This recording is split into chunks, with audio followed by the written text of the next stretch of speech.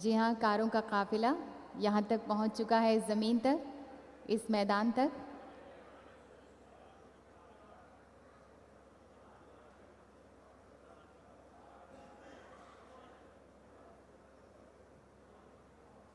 माननीय प्रधानमंत्री जी का शुभागमन हो चुका है। जी हाँ, आपकी करतल ध्वनि इतनी ज़ोरदार है कि उनके कानों तक ज़रूर पहुँची होगी। उनका स्वागत कर रहे हैं हमारे केंद्रीय वस्त्र राज्य मंत्री स्वतंत्र प्रभार, उन्होंने स्वागत किया श्री संतोष गंगवार जी ने। साथ में हैं उत्तर प्रदेश के गवर्नर माननीय श्री राम नाईक जी।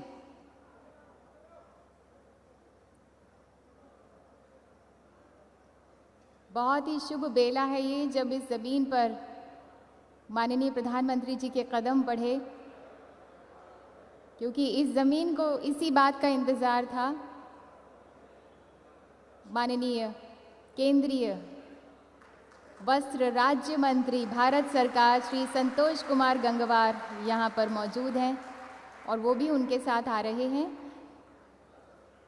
माननीय उत्तर प्रदेश गवर्नर श्री राम नाईक जी। और ये प्रदर्शनी, बेजोड़ प्रदर्शनी, सभी कलाकारों से मिलते हुए साड़ी, परंपरागत नीलांबरी जंगलाकारी रेमकाट साड़ी, ये देखिए कितनी खूबसूरती से बनाई गई हैं और माननीय प्रधानमंत्री जी हतप्रभ होकर, आश्चर्यचकित होकर इस कलाकारी को देख रहे हैं।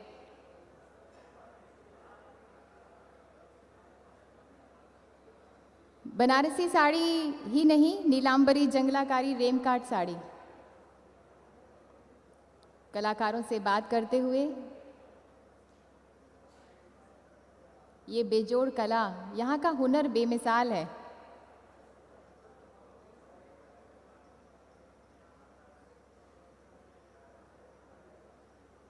ये मेहमान नवाजियों में बेनज़ीर बेमिसाल जवाब अपने आप है यहाँ का हर हुनर कमाल। ये किसी शायर ने कहा है, उसी का एक उदाहरण यहाँ पर प्रस्तुत हो रहा है। यहाँ पर एक गांधी जी की तस्वीर भी है जो कि ब्रोकेट में बनाई गई है, वो देख पा रहे हैं आप। और यहाँ पर एक मोर पंख से बनी हुई, मोर पंख रंग की नहीं, मोर पंखों से बनी हुई एक कला है ब्रोकेट की, उसका भी यहाँ पर प्रदर्शन किया गया है। मतलब कलाकार जो ना करे वही कम है। मोर पंख से भी कोई कला बन सकती है, इसका कोई सोच भी नहीं सकता है।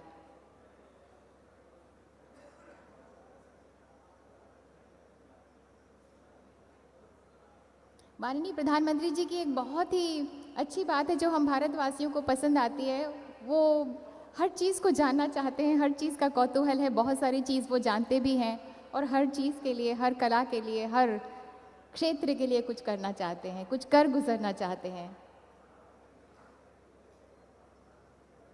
माननीय केंद्रीय वस्त्र राज्य मंत्री भारत सरकार भी यहाँ पर मौजूद हैं, श्री संतोष कुमार गंगवार जी। और ब्रोकेट, जैसा कि मैंने कहा कि खूबसूरती है, और इसके बाद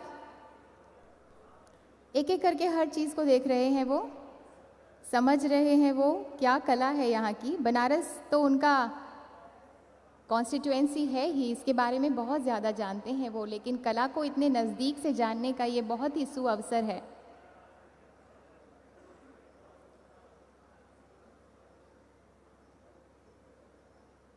और ये देखिए, अब फैशन डिज़ाइनर भी हो गया है हमारा बनारस। कुशन कवर स्टोल्स, बूटीदार साड़ी तो है ही, लेकिन बड़े बड़े फैशन से जुड़े हुए वस्त्र भी यहाँ पर हैं। तंचुई, जामदनी साड़ी, और अब फैशन की दुनिया में इंटरनेशनल, अंतर्राष्ट्रीय स्तर पर भी बनारस की साड़ियाँ, बनारस के कपड़े, जरदोजी, ब्रोकेट, वो रैम वॉक करते हैं।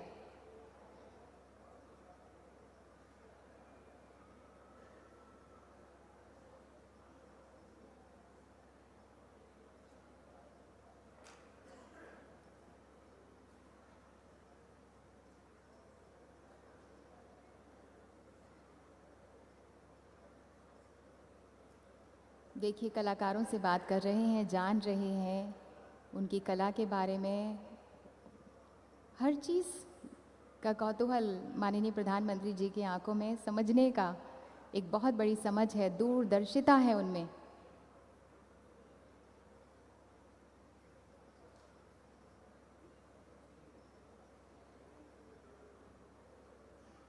फैशन डिज़ाइनिंग से जुड़ चुका है हमारा बनारस, वाह बनारस, तंचुई जामदनी साड़ी। और ये मशीन है, हैंडलूम है। यहाँ पर दो तरह की मशीन्स हैं। एक तो एक साथ कई बूटी बनाने का जादू मशीन में है। ये एक बहुत बड़ा बदलाव है। पहले एक एक करके बूटियाँ बनती थी, अब एक साथ कई सारी बूटियाँ बन सकती हैं। मल्टीपल बूटी हैंडलूम। और उसके साथ साथ यहाँ पर ऑटोमेटिक पंचिंग मशीन है। जो मशीन जो डिज़ाइन होता है वो कंप्यूटर से काटते हैं। और एक है इलेक्ट्रॉनिक जैकवार्ड हैंडलूम, जो हैंडलूम में पहली बार बनारस के इंजीनियर ने ही बनाई है ये।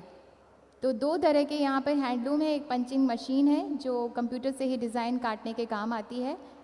और यहाँ पर डिमॉन्स्ट्रेशन प्रदर्शन किया गया है किस तरह से बनाता है, एक एक ताने बाने को बुनकर, किस तरह से बुनकर उस कला को इतना खूबसूरत बनाता है, उसका भी यहाँ पर प्रदर्शन किया गया है।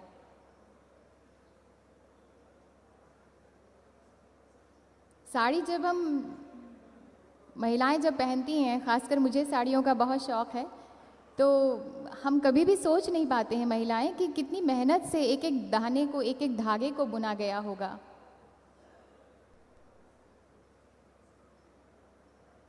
और ये पेंटिंग, ये है म्यूरल पेंटिंग, जिसमें मैथोलॉजिकल थीम्स होती हैं। ये सभी आप इस बात का ध्यान ज़रूर रखिएगा कि ये बनारस की ही कला है, बनारस का आर्ट है, बनारस का जादू है। वाह बनारस।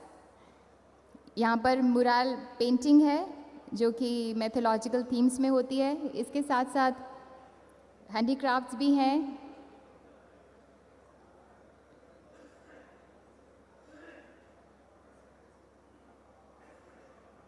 पेंटिंग, कलाकार कुछ सोचता है और हाथ तक आते आते वो रंग कैसे लाता है, वो कला कैसे निखरती है, उसकी मिसाल है ये। और लकड़ी के खिलौने भी यहाँ पर हैं।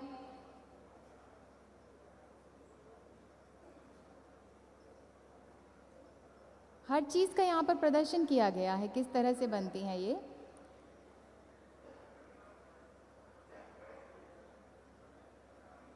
टेराकोटा का सामान हम देख पा रहे हैं, मिट्टी से बनता है ये। मिट्टी कितने खूबसूरत आकार ले लेती है। और आगे देखिए आप मीनाकारी, यहाँ जो बनारस की मीनाकारी है उसमें गुलाबी मीनाकारी बहुत ज़्यादा जानी जाती है। चांदी के ऊपर बारीकियों से काम किया जाता है और इसमें ख़ास इंजीनियरिंग लगती है। ये जो सालों से, हज़ारों सालों से परंपराएं चल रही हैं, इंजीनियरिंग भी तब से विकसित हो गई थी। आप अगर इसको देखेंगे तो ना सिर्फ इसमें रंग और कला है, बल्कि इंजीनियरिंग भी बहुत खूबसूरत है। ये धागे जिससे बनाई जाती है ये कला। कारपेट के बारे में बताना चाहूँगी कि वूलन और सिल्क कारपेट मिर्ज़ापुर और शाहजहाँपुर में होता है, और प्योर वूल कारपेट भदोई में।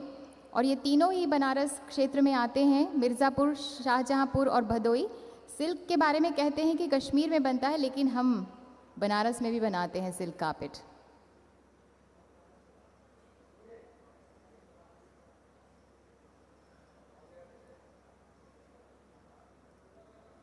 ये मॉडल है, कैसा होगा व्यापार सुविधा केंद्र, कैसा होगा ये शिल्प संग्रहालय, कैसे बनेगा, कैसे दिखेगा, क्या क्या चीज़ें होंगी, वो उसके बारे में समझाया जा रहा है उन्हें। क्योंकि कल्पना जो होती है उसको साकार रूप में देखने का एक मज़ा ही अलग होता है। वो चीज़ें तो निखर के निकल के कुछ जल्दी ही आएंगी आपके सामने, लेकिन उसका मॉड्यूल, रेप्लिका ये यहाँ पर बताया गया है कि कैसा होगा।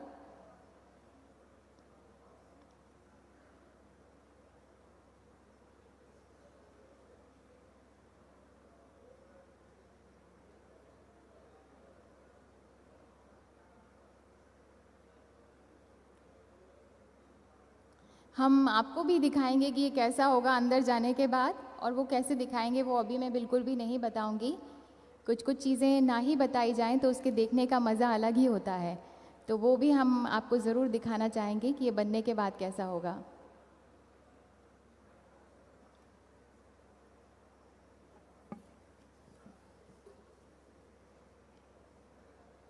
कारपेट है, यहाँ पर हर चीज़ का प्रदर्शन किया गया। जरदोज़ी के भी कारीगर यहाँ पर हैं जो कितनी बारीकी से, इतनी खूबसूरती से उन जरदोज़ी को निखार के लाते हैं। लोगों के सामने विश्व की आंखें चकाचौंध रह जाती हैं जब बनारस की कला उन तक जाती है। और ये जो सुविधा केंद्र है, ये वैसे तो विश्व में जाने जाता है बनारस, उसकी कला, लेकिन सुविधा केंद्र के ज़रिए और ज़्यादा चमक बनारस की विश्व तक पहुँचेगी।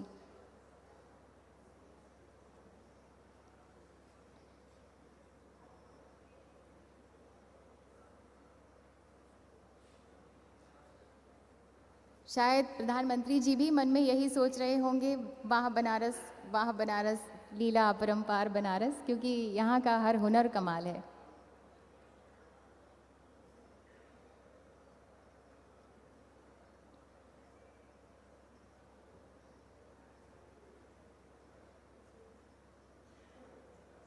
टेराकोटा के समान है, ये मिट्टी से बनाते हैं। देखिए चेन कितनी खूबसूरती से बनी हुई है यहाँ पर। हम दूर से सिर्फ सोच सकते हैं कि कैसा बना होगा, ये किस तरह से बना होगा, लेकिन ये देखिए, ओह गॉड, ये जो बहुत पुरानी चीज़ मानी जाती है, लेकिन ये परंपरा सालों से चली आ रही है।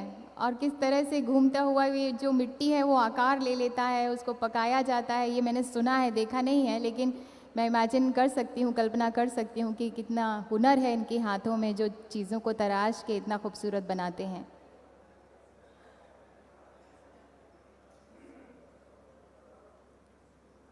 कल ही हमने देव दीपावली मनाई है। मैंने सड़कों पर हज़ारों, मंदिरों में, घाटों में हज़ारों दियों को देखा।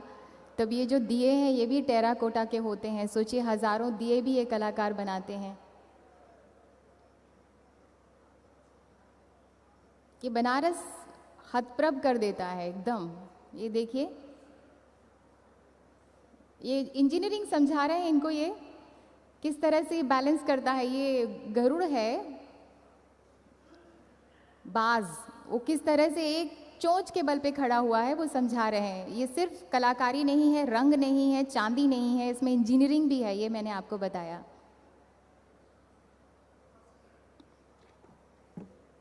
और अब आशा ही नहीं बल्कि विश्वास है कि माननीय प्रधानमंत्री जी हमारे बीच में बस पधारने ही वाले हैं।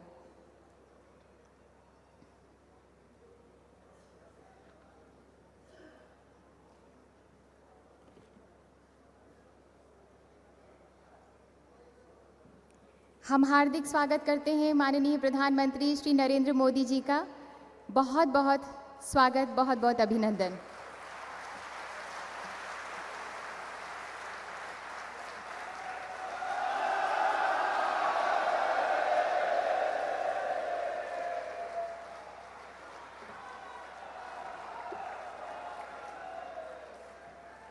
हम हार्दिक स्वागत करते हैं माननीय प्रधानमंत्री श्री नरेंद्र मोदी जी का।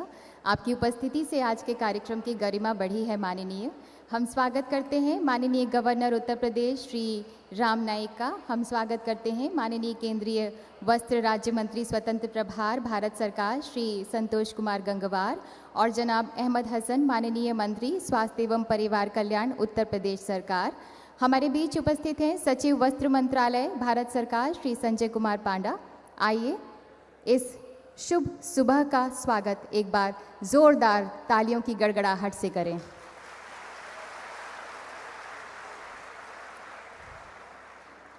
असारे खलु संसारे सार मेतत चतुष्टयम काश्याम वास संताम संग गंगाम शिव पूजनम। काशीवास, संतों का साथ, गंगा जी का जल और शिव पूजन, संसार में चारों की महत्ता है। वाराणसी दिव्य संस्कारी और सांस्कृतिक नगरी, बनारसी घाटों के पावन किनारे, बनारसी साड़ियों की चमक दमक, इस शान और इस बखान का अगला मुकाम है व्यापार सुविधा केंद्र, शिल्प संग्रहालय और विद्युत करघा सेवा केंद्र, जिसकी नींव माननीय प्रधानमंत्री श्री नरेंद्र मोदी जी के कर कमलों द्वारा आज रखी जाएगी। देश के विकास की बुलंद इमारत की नींव माननीय प्रधानमंत्री जी के हाथों पहले ही रखी जा चुकी है।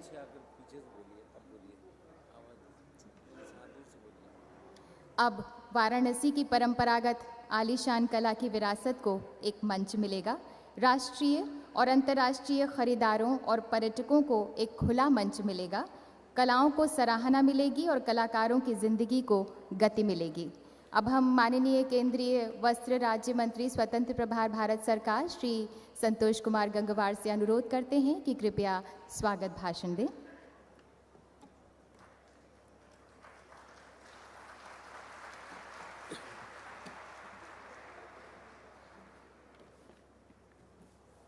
आदरणीय प्रधानमंत्री श्री नरेंद्र मोदी जी, माननीय श्री राम नाईक जी, महामहिम राज्यपाल उत्तर प्रदेश,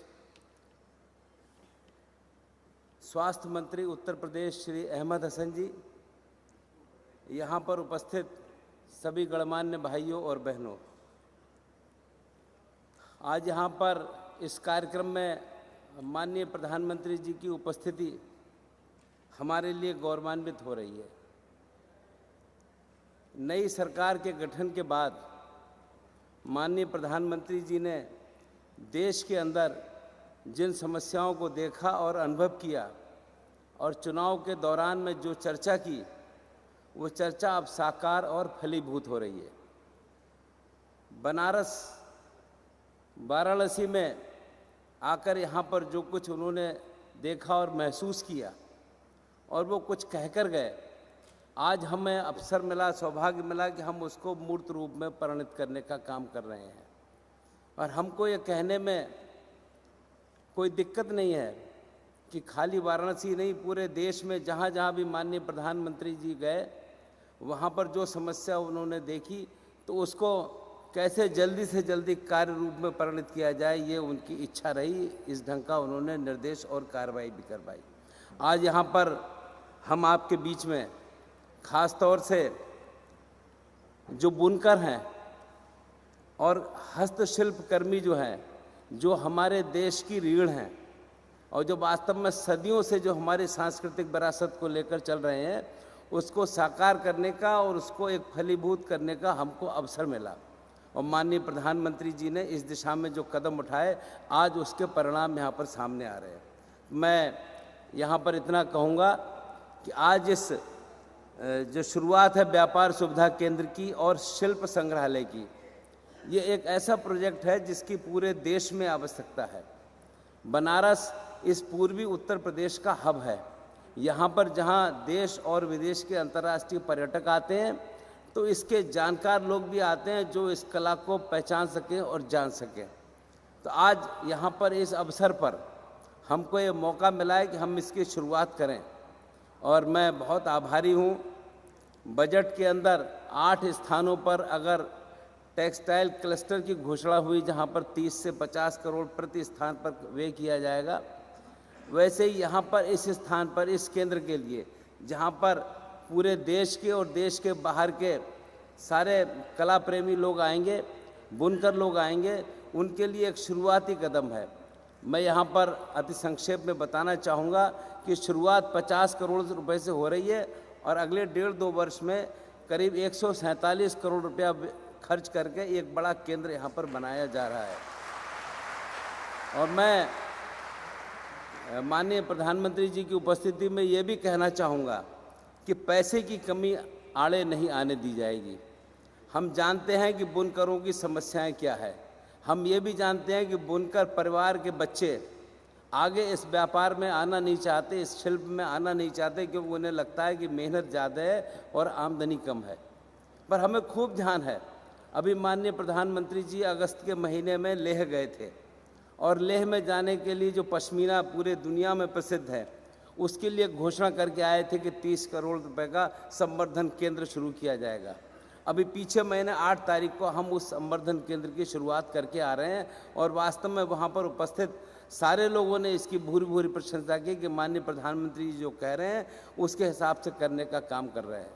मैं यहाँ पर ये और उल्लेख करना चाहूँगा कि कोई आलोचना का विषय नहीं है। लंबे समय से टेक्सटाइल विभाग की लगता यह है कि देश में रुचि कम हो रही थी, पर जैसा गुजरात प्रदेश ने इस क्षेत्र में अपनी पहचान बनाई है, आज देश का टेक्सटाइल मंत्रालय इस हिसाब से काम कर रहा है और हमने काम शुरू कर दिया। हमने तत्काल 4 महीने के अंदर देश के अंदर 13 टेक्सटाइल पार्क की घोषणा की और इसमें एक लंबी धनराशि खर्च होगी। प्रति टेक्सटाइल पार्क में 40 करोड़ रुपए की आर्थिक सहायता मंत्रालय सरकार के द्वारा दी जाएगी और इस काम की शुरुआत हो गई है और आने वाले समय में जल्दी 12वीं पंचवर्षीय योजना में 13-14 और हम टेक्सटाइल पार्क खोलने जा रहे हैं।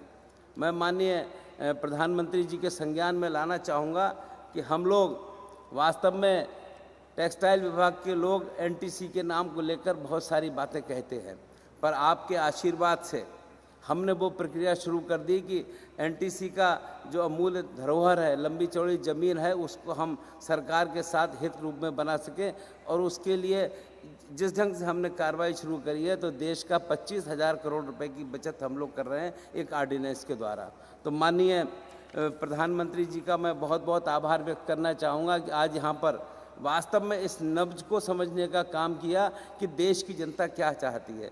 इस समय करीब करीब 1 करोड़ वे आर्टिजन्स हैं, वे बुनकर हैं जो इस समय चिंता कर रहे हैं, देश देख रहे हैं कि वास्तव में माननीय प्रधानमंत्री जी ने गुजरात में रहते हुए जो कुछ गुजरात में किया, आज अवसर मिला है कि देश के अंदर उसकी भरपाई होगी और देश को एक दिशा मिलेगी। देश के अंदर और देश के बाहर के लोग इस दिशा में चिंता कर रहे हैं। तो मैं एक बार फिर से माननीय प्रधानमंत्री जी का बहुत बहुत आभार व्यक्त करना चाहूँगा कि यहाँ इस कार्यक्रम में आप आए और आपके योग्य निर्देशन से अब निश्चित रूप से इसको दिशा मिलेगी और लोगों की समझ में आएगा कि देश की जो अमूल्य धरोहर है, जो सांस्कृतिक विरासत है, उसको एक सही आगे ढंग से बढ़ाने का हम सबको अवसर मिल रहा है।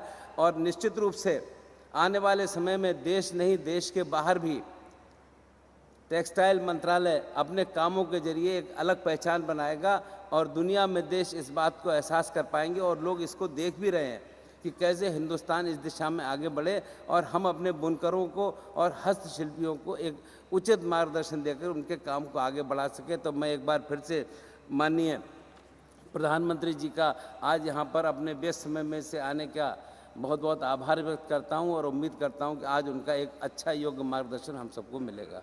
धन्यवाद।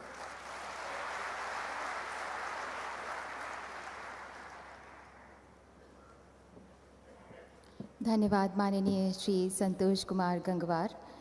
वाराणसी की हस्तशिल्प और हथकरघा कला की अद्भुत दुनिया को बनारसी रंग की छटा में सजा के उसे देश दुनिया के सामने लाना, परंपरा को फैशन और पर्यटन से जोड़ना, ट्रेड फैसिलिटेशन सेंटर और क्राफ्ट्स म्यूजियम का उद्देश्य है और पावरलूम से बूम मिलेगा हथकरघा उद्योग के आम और सस्ते निर्माण को। अब कला भी मुस्कुराएगी और कलाकार भी। हम माननीय प्रधानमंत्री जी से सादर अनुनय करते हैं कि कृपया व्यापार सुविधा केंद्र और शिल्प संग्रहालय की आधारशिला का अनावरण अपने कर कमलों द्वारा करें तथा विद्युत करघा सेवा केंद्र का भी शुभारंभ करें। माननीय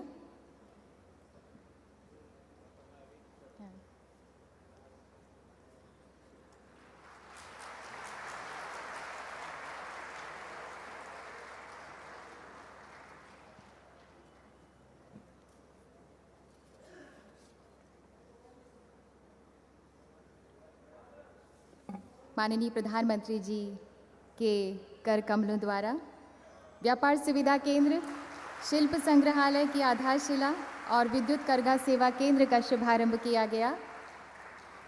ये पावन शुभारंभ जो पावन मिट्टी पर हुआ है, पावन कर कमलों द्वारा नेक इरादों के लिए, उसका भविष्य निश्चित ही सुनहरा होगा। बहुत बहुत धन्यवाद माननीय प्रधानमंत्री जी। मिट्टी जिस ज़मीन की पारस है, वो शहर जिसका नाम बनारस है। कुछ तो असर है, चमत्कार है इस पुण्य भूमि का कि जो कला यहाँ से निकलती है वो हमेशा निखरती है। वाराणसी की अद्वितीय और अचंभित कर देने वाली कला अब कलाकारों का सम्मान भी बढ़ाएगी और भारत का मान भी। पहले देखते हैं ये फिल्म, इसके बाद आप सब तैयार रहिएगा हमारे साथ इस सेंटर और म्यूज़ियम के अंदर चलने के लिए, वो भी डिजिटली वॉक थ्रू के ज़रिए यहीं बैठे बैठे। आइए देखते हैं। आज वाराणसी में एक नया सूर्योदय हो रहा है और इस नई सुबह का आगाज यहां से हुआ।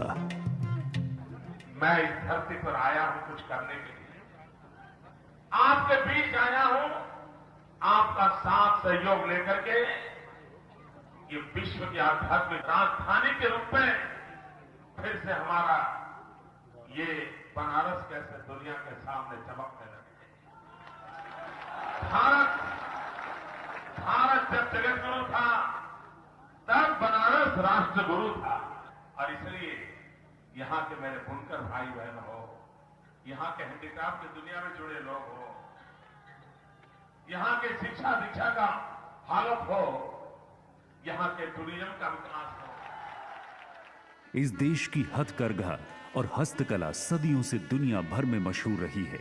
सैकड़ों सालों पहले मोहिंजोदारो और भगवान बुद्ध के समय से भारत हथकरघा में विश्व भर में अग्रणी रहा है और भारत में उस समय से हथकरघा का एक मुख्य केंद्र रहा है वाराणसी। राजा महाराजा से आम आदमी तक सभी बनारसी सिल्क कला के कायल रहे हैं और आज भी बनारस के बुनकर अपनी कला से इस देश का नाम रोशन कर रहे हैं। आज हथकरघा क्षेत्र करोड़ों लोगों को रोजगार देता है और भारत को विश्व का दूसरा वस्त्र निर्यातक बनाने में कारगर रहा है। बनारसी साड़ी तथा ब्रोकेड अपनी कला के लिए दुनिया भर में मशहूर हैं। सदियों से इसका रंग रूप हमारा मन मोहता आया है और इसीलिए हथकरघा तथा कालीन कामगारों के कौशल के विकास के लिए अपने दिए हुए वचन को निभाते हुए केंद्र सरकार ने इस बजट में 50 करोड़ के प्रावधान से वाराणसी में एक trade facilitation centre and craft museum की शुरुआत करने जा रहा है। ट्रेड फैसिलिटेशन सेंटर से बुनकर समाज और हस्तकला को भारत तथा दुनिया भर में मार्केटिंग की सहायता मिलेगी, इनकी गुणवत्ता बढ़ेगी और वाराणसी का नाम विश्व भर में फिर से रोशन होगा। क्राफ्ट म्यूजियम से वाराणसी के पौराणिक संगीत, कला और संस्कृति को प्रोत्साहन मिलेगा और इसे पर्यटन के एक नए आकर्षण की तरह से विकसित किया जाएगा। और इतना ही नहीं, बुनकर कला को प्रोत्साहित करने के लिए सरकार ने जन धन योजना के तहत वित्तीय सहायता, फैशन डिजाइनर्स से मेल मिलाप, ट्रेनिंग और एक्सेसरीज इत्यादि भी मुहैया कराई जाएंगी और नौजवान बुनकर भाइयों बहनों को व्यवसायी बनाने के लिए उन्हें मार्केटिंग ट्रेनिंग मिलेगी और निर्यात भी बढ़ेगा। आइए हम सब मिलकर सबका साथ सबका विकास के किए हुए वादे के अनुसार वाराणसी को देश और दुनिया में फिर से इस नए मंच से एक आर्थिक सूर्योदय की ओर ले चलें।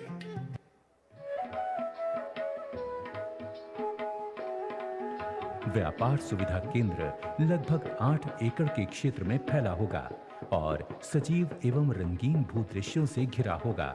इस स्थान पर 3 मुख्य भवन होंगे। सुविधाएं: प्रदर्शनी केंद्र, ये 3 तलीय भवन होगा जिसमें बहुप्रयोजन हॉल, सम्मेलन एवं कन्वेंशन सुविधा के लिए होगा।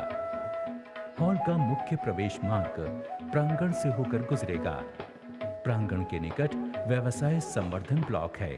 ये व्यवसाय एवं व्यापार से जुड़े क्रियाकलापों का केंद्र है। इसमें वीडियो कॉन्फ्रेंसिंग रूम होंगे। इस भव्य उपक्रम का अन्य संगठक शिल्प संग्रहालय की स्थापना है। ये बनारस के समृद्ध सांस्कृतिक मौज़िक के संरक्षण, परिरक्षण, अध्ययन एवं अनुसंधान के लिए मंच मुहैया कराएगा, जिसमें हथकरघा एवं हस्तशिल्प की व्यापक श्रेणियों के अतिरिक्त स्वर एवं वाद्य संगीत, नृत्य, कविता, साहित्य को भी सम्मिलित किया जाएगा। पूरे परिसर के दोनों तलों अर्थात बेसमेंट, भूमि तल पर पर्याप्त पार्किंग की सुविधा होगी और इस परिसर को इस प्रकार से निर्मित किया जा रहा है कि भविष्य में यदि आवश्यक हो तो भवन का विस्तारण किया जा सके।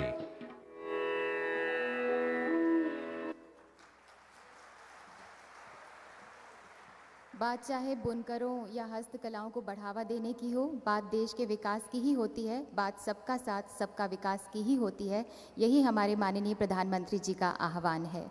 जिस नगरी को बाबा विश्वनाथ का आशीर्वाद और पुण्य सलीला माँ गंगा के वात्सल्य का सौभाग्य प्राप्त हो, जहाँ की हवाओं में महान संतों और संगीतकारों की रचनाओं और संगीत के स्वर घुले हों, उस मिट्टी के गौरव में अब देश के वर्तमान और भविष्य के रचयिता माननीय प्रधानमंत्री श्री नरेंद्र मोदी का नाम भी जुड़ चुका है।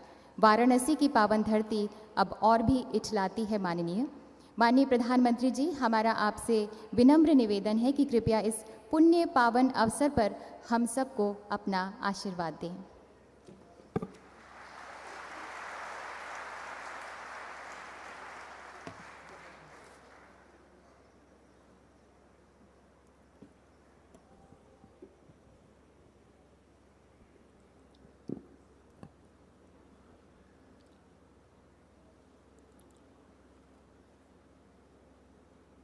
मंच पर विराजमान राज्यपाल श्रीमान राम नाईक जी, केंद्र सरकार में मेरे साथी मंत्री श्रीमान गंगवार जी, उपस्थित सभी वरिष्ठ महानुभाव, भाइयों और बहनों,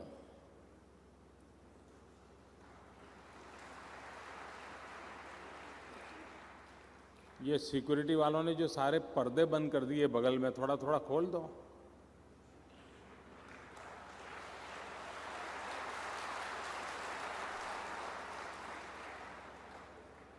थोड़ा थोड़ा खोल के रखो ताकि हवा आए अंदर, मुझे भी कुछ दिखाई दे। यहाँ तो कुछ दिखता ही नहीं मुझे।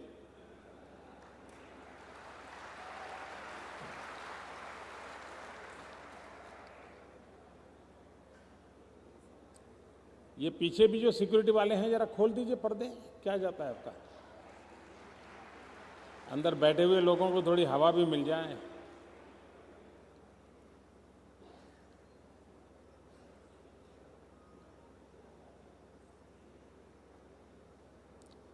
उनको जरा टेंशन रहता है ना सिक्योरिटी का।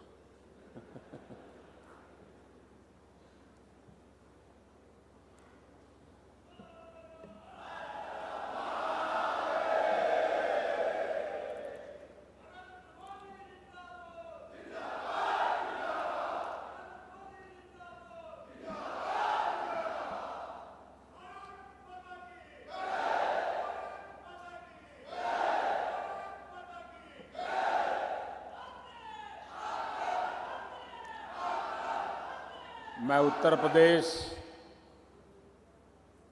के मंत्री महोदय श्रीमान अहमद हसन जी विशेष रूप से आज उपस्थित रहे, मैं उनका आभार व्यक्त करता हूं।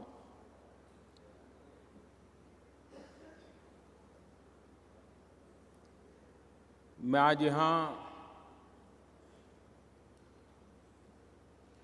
अपनों के बीच आया हूं।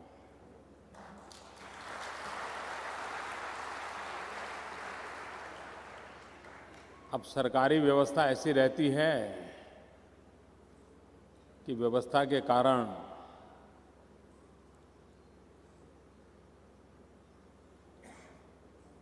लगता है कि हम कोई मंच पर बैठने वाले व्यक्ति हैं और आप लोग उधर बैठने वाले व्यक्ति हो।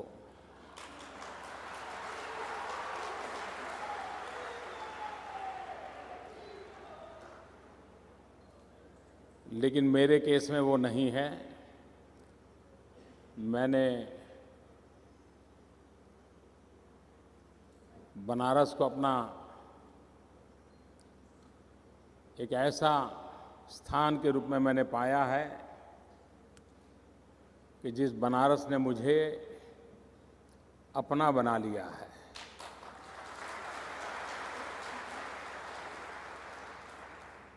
और एक प्रकार से अपनों के बीच में आने का एक आनंद अलग होता है। कुछ समय पूर्व मैंने आना तय किया था, लेकिन आंध्र में बहुत ही बड़ा साइक्लोन आया, उसके कारण मेरा वहाँ जाना जरूरी था, उसके कारण मैं यहाँ नहीं आ पाया। फिर कार्यक्रम में थोड़ा बदलाव हुआ, लेकिन मैं आज 2 दिन के लिए आपके बीच हूँ। आपके प्रतिनिधि के रूप में हूँ,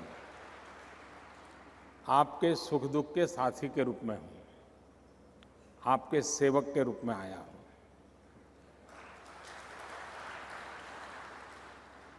हमारे देश में कृषि क्षेत्र के बाद सबसे अधिक रोजगार देने वाला अगर कोई क्षेत्र है तो वो टेक्सटाइल है।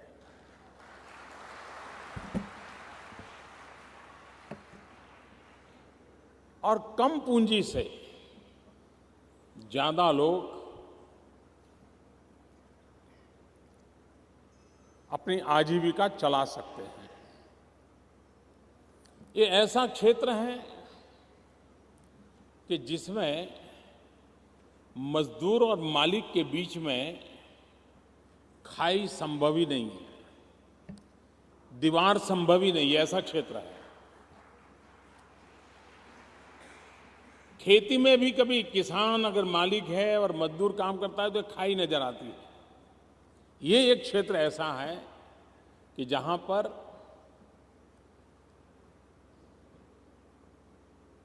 हैंडलूम हो, पावरलूम हो, उसका मालिक हो, उसके काम करने वाले और कोई बाहर के लोग हो, लेकिन पूरा माहौल एक परिवार जैसा होता है। न कोई जाति बीच में होती है, न कोई संप्रदाय होता है, एक अपनेपन का माहौल होता है। और जैसे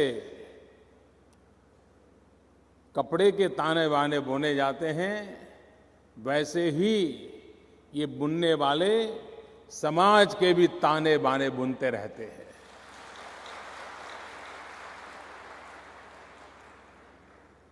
ये गंगा जमनी तहजीब की बात हो रही है ना, वो यही सामाजिक ताना बाना है जो हमें हर हथकरघे से, हर पावरलूम के साथ जुड़ा हुआ नजर आता है। और ये भारत की भी विरासत है, बनारस की विशेष विरासत है। लेकिन अगर समय रहते इन क्षेत्रों में अगर बदलाव नहीं आता है, इन क्षेत्रों में विकास नहीं होता है, तो आप काल बाह्य हो जाते हैं। ये क्षेत्र ऐसे हैं कि जिसमें एक तो कस्टमर को संतोष देना होता है। अब कस्टमर के पास आधुनिक युग में रोज नई वैरायटी आती है। वो पुरानी वैरायटी पे जाना नहीं चाहता, उसे नई वैरायटी चाहिए, नई प्रोडक्ट चाहिए, नई डिजाइन चाहिए, नया फैब्रिक चाहिए, नया फिनिशिंग चाहिए, नया पैकेजिंग चाहिए, नया कलर चाहिए। और जो ये बदलाव को समझ नहीं पाता है और अपना सालों पुराना काम करता रहता है, तो उसके एक निश्चित जो परिवार रहते हैं वो तो उसके साथ खरीदी करते रहते हैं, लेकिन न उसका विस्तार होता है, न उसका कोई बढ़ावा होता है। और इसलिए अगर भारत में ये एक उद्योग ऐसा है जो सर्वाधिक लोगों को रोजगार देता है, गरीब लोगों को रोजगार देता है, हमारे जुलाहे परिवार को रोजगार देता है, और समाज के सब वर्ग के लोग इसमें जुड़े हुए होते हैं।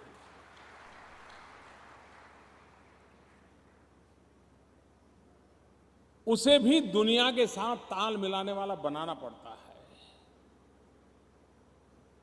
आधुनिक जो मॉडर्नाइजेशन हो रहा है उसके सामने वो टिक सके, ये व्यवस्था विकसित करनी आवश्यक होती है। और इसलिए सिर्फ रुपये दे, पंपिंग करें, ये करें, इससे काम बनता नहीं है। एक कॉम्प्रिहेंसिव विजन के साथ इस काम को आगे बढ़ाना पड़ता है। और आज उसका शुभारंभ बनारस की धरती से हो रहा है।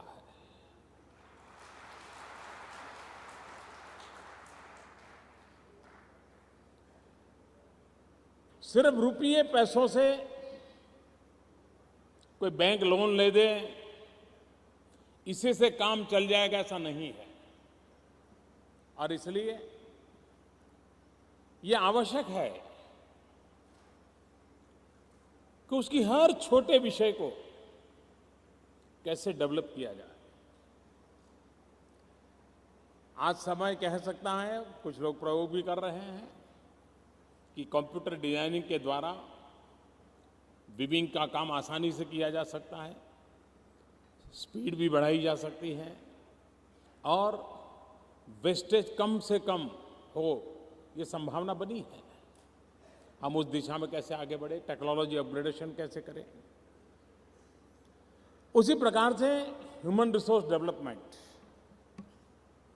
ये जरूरी नहीं है कि हथकरघा और पावरलूम चलाने वाले हमारे कारीगरों को निप में या एनआईडी में जाकर के पढ़ेंगे और बड़ी डिग्री लेकर के आएंगे तब काम करेंगे, ये जरूरी नहीं है।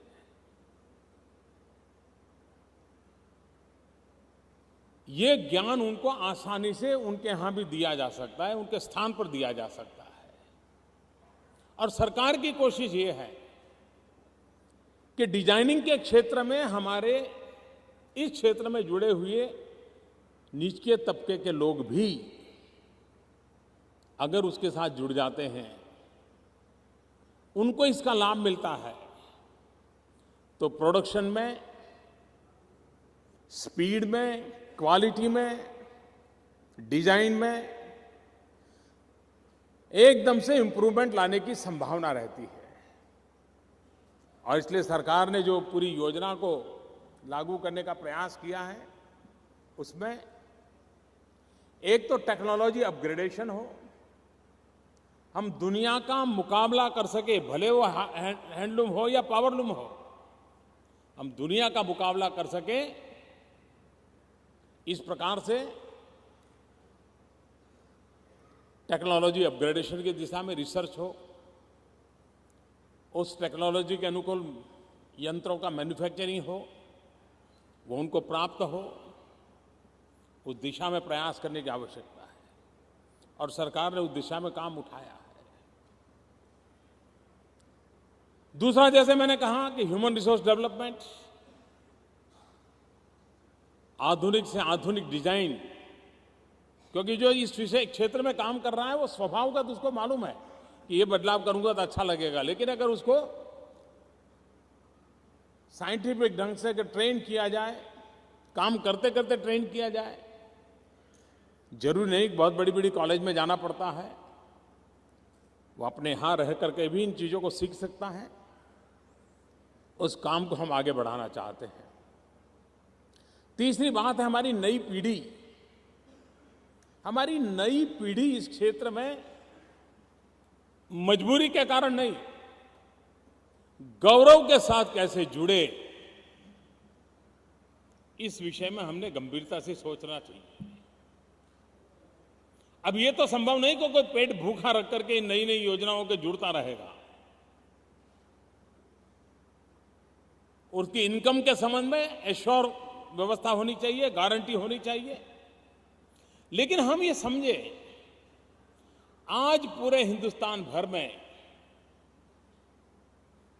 कोई महिला ऐसी नहीं होगी, कोई महिला, गरीब से गरीब क्यों ना हो, अनपढ़ से अनपढ़ क्यों ना हो, जिसके कान में बनारसी साड़ी ये शब्द न पड़ा हो।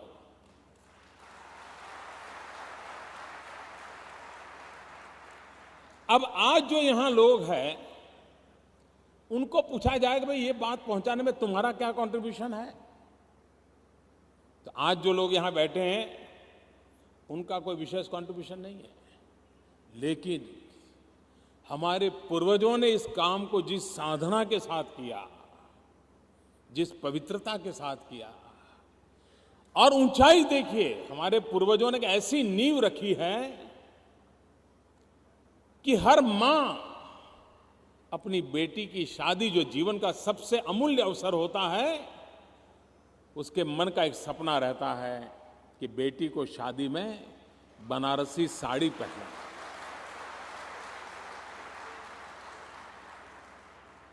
ये कितनी बड़ी विरासत हमारे पास है। न हमें कोई मार्केटिंग करने की जरूरत है, लोगों को मालूम है। आप कल्पना कर सकते हैं, भारत की 125 करोड़ जनसंख्या है। आने वाले कुछ वर्षों में कम से कम 20 करोड़ से ज्यादा बेटियों की शादी होगी। मतलब 20 करोड़ साड़ी का मार्केट है। अब बनारस वाले सोचे, कभी सोचा है कि इतना बड़ा मार्केट, आपने कभी सोचा है कि इतना बड़ा मार्केट आपके लिए वेट कर रहा है, इंतजार कर रहा है? लेकिन हमने क्या किया, हम जितना कर सकते उतना किया, जितना जिसके पास पहुंचा उतना पहुंचा। फिर बाकी लोगों ने क्या किया, आर्टिफिशियल माल जहां से मिलता था वो ले लिया। हम इस प्रोडक्शन क्वांटम को इतना बढ़ाएं ताकि भारत के हर परिवार की नीड है, हर परिवार एक पीढ़ी में जितनी बेटियां हैं उतनी साड़ी खरीदने की इच्छा रखता ही रखता है।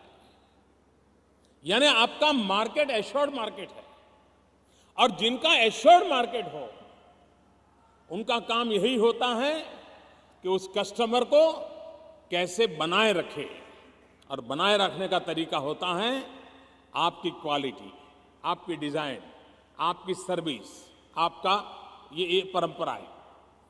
और उन कामों को करने के लिए आज जो ट्रेड फैसिलिटेशन सेंटर आपके यहां बन रहा है, जमीन की अगर लागत जोड़ दें तो ये शायद 500 करोड़ का प्रोजेक्ट हो जाएगा।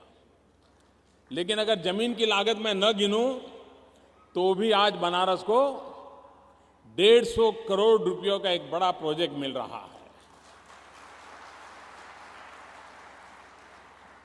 और ये सिर्फ 150 करोड़ का मसला नहीं है। जब ये पूरा सेंटर तैयार हो जाएगा, काशी में आने वाला कोई भी भारतीय या विदेशी टूरिस्ट ऐसा नहीं होगा जो यहां की मुलाकात नहीं लेगा। ये एक ही जगह पर यहां की शिल्प कृतियां, यहां की टेक्सटाइल की चीजें, जो यहां की विरासत है, उस विरासत को एक जगह पे प्राप्त न कर सके ऐसा कोई भी टूरिस्ट नहीं होगा। वो पूजा पाठ के लिए आया होगा तो भी आएगा, वो गंगा स्नान के लिए आया होगा तो भी आएगा, वो पुरातन शहर को देखने के लिए दुनिया के किसी कोने से आया है तो भी जाएगा। यानी आपको घर बैठे गंगा जैसा माहौल होने वाला है। और इसलिए ये फैसिलिटेशन सेंटर, ये आपका काम है कि आप इसमें किस प्रकार से भागीदार बनते हैं, आप इसमें किस प्रकार से जुड़ते हैं, आप अपनी चीजों को किस प्रकार से वहां डिस्प्ले करते हैं, आप मार्केट को आकर्षित करने के लिए कौन से आधुनिक तरीकों को अपनाते हैं। आज विश्व में ई बिजनेस बढ़ता चला जा रहा है। ग्लोबल मार्केट के लिए संभावनाएं टेक्नोलॉजी के कारण बनी हैं। विदेशों में भी बनारसी शब्द नया नहीं है। मैं एक बार सालों पहले बोस्टन गया था। बोस्टन एक प्रकार से विद्वानों की नगरी मानी जाती है। तो बोस्टन में मुझे दो चीज़ों का बड़ा आश्चर्य हुआ था। मुझे एक गली में ले गए दिखाने के लिए। बहुत चौड़ी नहीं थी, थोड़ी सी पतली गली थी, जो अमेरिका में जिस प्रकार का रहता है ऐसा नहीं, थोड़ी पतली गली थी। मुझे वहाँ ले गए और वहाँ के लोगों ने मुझे बताया कि ये जो पूरा मार्ग है इसे हमारे यहाँ बनारस स्ट्रीट के रूप में जाना जाता है। तो मैंने कहा क्या कारण है भाई, ये जरा थोड़ी संकड़ी है इसलिए है क्या, ये जरा नैरो है इसलिए है क्या? उन्होंने कहा नहीं, हमारे यहाँ यूनिवर्सिटीज के जो टॉप मोस्ट टीचर्स हैं वे सब इसी इलाके में रहते हैं, और इसलिए ये विद्वानों की जगह है। और हम लोग भी उनको यहां गुरु शब्द से बुलाते हैं। तो एक तो उस गली में गुरु शब्द और दूसरा उस गली का नाम बनारस स्ट्रीट, ये मेरे लिए एक ऐसा आनंद और गौरव की पल थी। मैं ये 15-20 साल पहले की बात बता रहा हूं।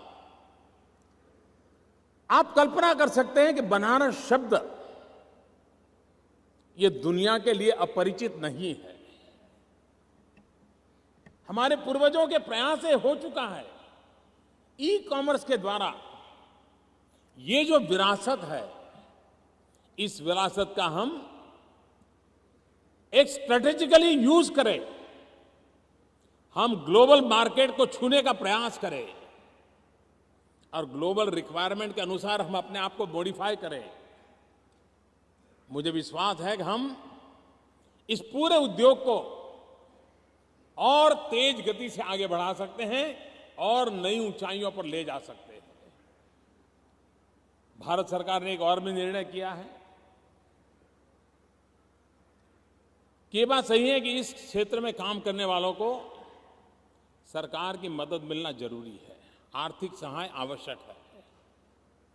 और इसलिए हमने तय किया है कि जो प्रधानमंत्री जन धन योजना बनी है, बैंक में खाते खोले हैं, अब ये जो लाभार्थी होंगे इनको उनके खाते में डायरेक्ट पैसे जमा कराना तय किया है।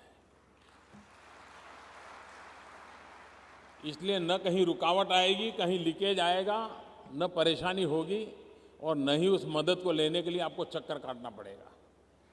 ये कैसे स्मूथ हो व्यवस्थाएं, सामान्य मानवी और गरीब से गरीब व्यक्ति उनको इसका लाभ कैसे मिले, उस पर हमारा ध्यान केंद्रित है।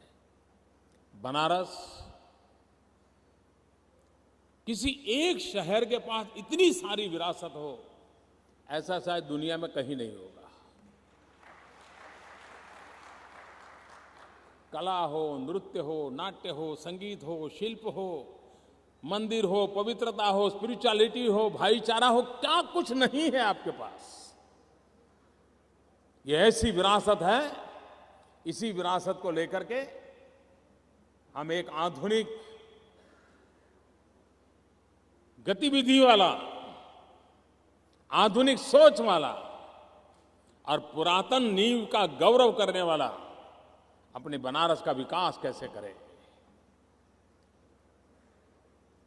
मेरे मन में बहुत सारी योजना है इस काम को करने के लिए।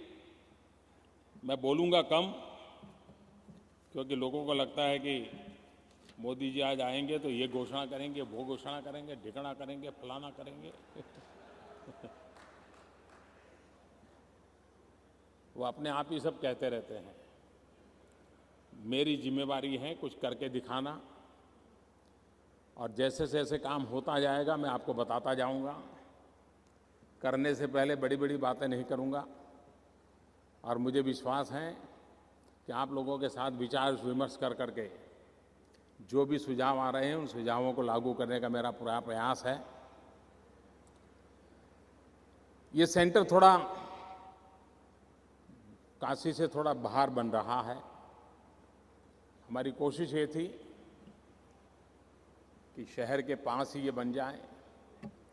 उत्तर प्रदेश सरकार से हमने, उनकी अपनी एक ज़मीन थी वो मांगी थी, लेकिन वो हमें मिली नहीं और इसलिए हमें थोड़ा दूर आना पड़ा। लेकिन फिर भी ये विकास भी बनारस के विकास के अंदर एक बहुत बड़ी अहम भूमिका निभाएगा। पिछले हमने एक बड़ा महत्वपूर्ण निर्णय किया है। आपने सुना होगा, मैं चुनाव के समय एक बात करता था। सामान्य रूप से राजनेताओं का स्वभाव ये रहता है कि बातों को भुला देना और अगले चुनाव में नई बातें लेकर के आना, ये सामान्य रूप से स्वभाव रहता है। लेकिन मैं उस प्रकार की राजनीति में से पैदा नहीं हुआ हूं। मैं तो आपके प्यार के कारण आया हूं, और जो कुछ भी बना हूं मैं आपके प्यार के कारण बना हूं। लेकिन मेरे मन से लग रहा है हमेशा कि अगर हमें भारत को विकास करना है तो भारत का सिर्फ पश्चिमी छोर का विकास हो तो ये देश कभी विकास नहीं कर सकता है।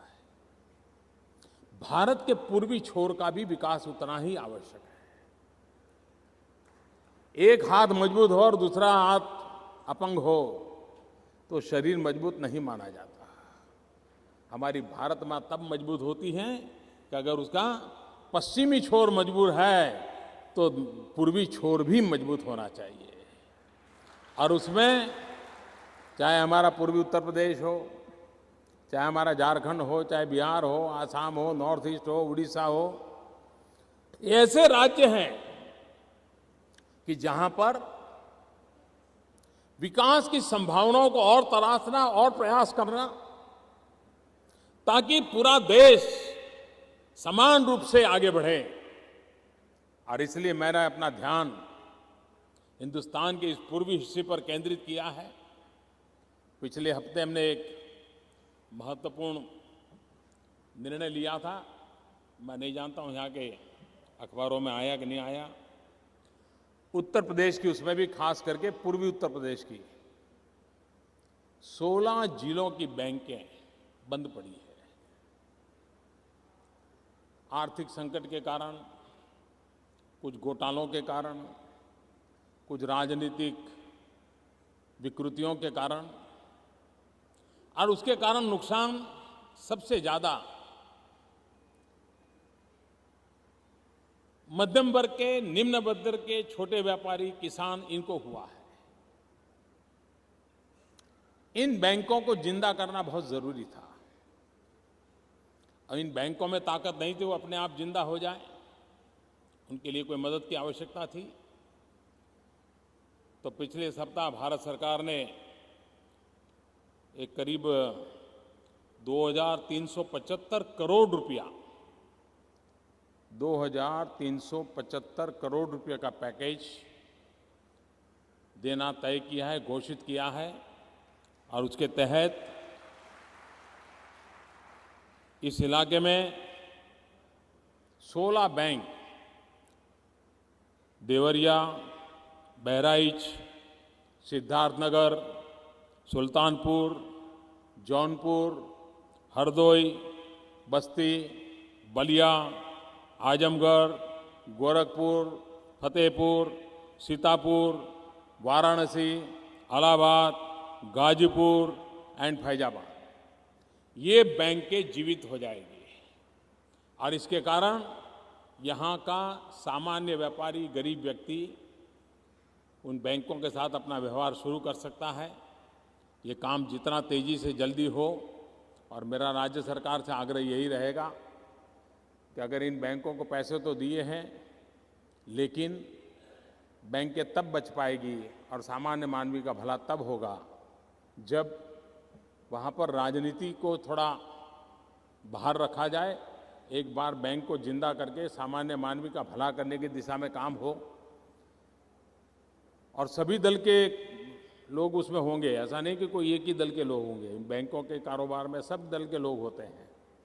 सब मिलकर के राजनीति से ऊपर उठ करके इन बैंकों की तरफ ध्यान देंगे तो इस पूरे पूर्वी उत्तर प्रदेश, सबसे ज़्यादा जिले उसी पूर्वी उत्तर प्रदेश की बैंकें हैं। ये अगर इसके कारण रिवाइव हो जाती हैं तो यहाँ की आर्थिक गतिविधि में बहुत लाभ होगा। मैं आज और कल यहाँ हूँ, कई लोगों से मिलने वाला हूँ, बहुत सी बातें करने वाला हूँ, और मैं आपको इतना विश्वास दिलाता हूँ, आपने मुझ पर भरोसा किया है, आपने मुझे भरपूर प्यार दिया है। मैं आपका हूँ, आपके लिए हूँ, और मुझे ईश्वर ने जितनी क्षमता, बुद्धि, शक्ति दी है, पूरा उपयोग इस क्षेत्र के विकास के लिए, यहाँ के गरीबों की भलाई के लिए मैं करता रहूँगा। फिर एक बार मैं आपका बहुत बहुत आभारी हूँ। धन्यवाद।